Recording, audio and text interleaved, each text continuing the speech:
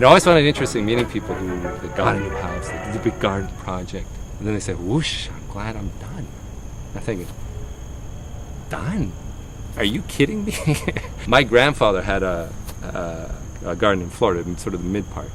He used to try and plant a lot of hibiscus. Then a frost would come, at the wrong time.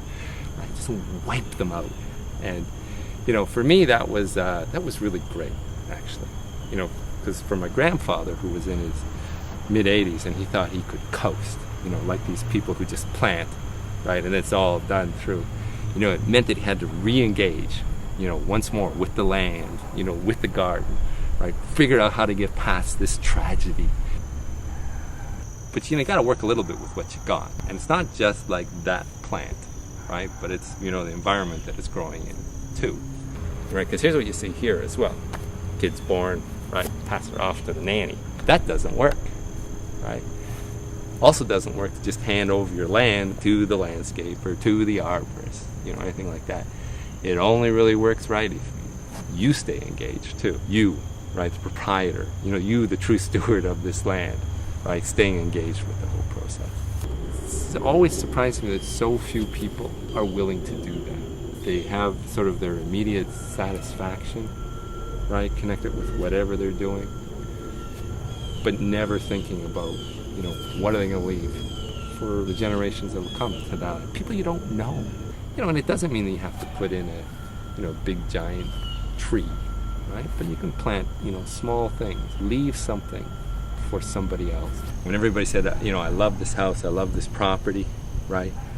But then they made a series of choices. I got to fix this, I'm going to change this, I'm going to change that. And they ruined it. They ruined, in a sense, the legacy that they were given by somebody else who planted this wondrous thing. They knew they were going to get a certain years of enjoyment, and they were hoping to pass it along, right?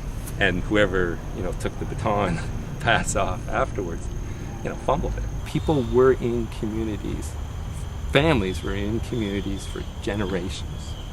They were on that same piece of land for generations. So what you did now had a direct impact on the people who were coming after you.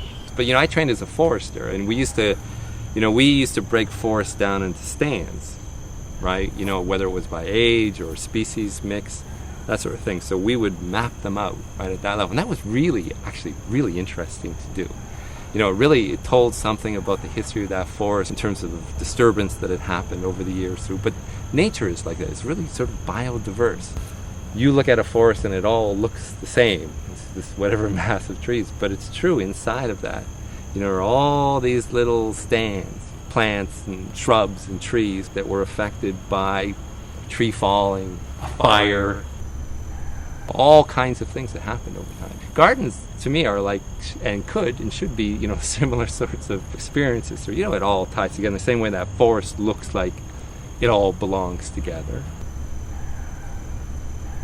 I always look for outdoor rooms.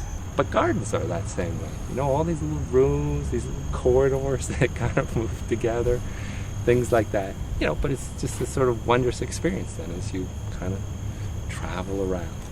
How can I leave this piece of land in better shape than when I first came? That should be an incredibly enriching experience, right, to have. And it's choices about, how you manage the soil. It's choices about what you plant through, right?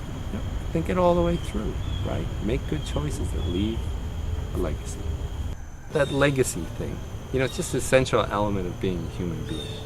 Come on along and listen to the lullaby of Broadway, the hip hooray and ballet hoo, the lullaby of Broadway.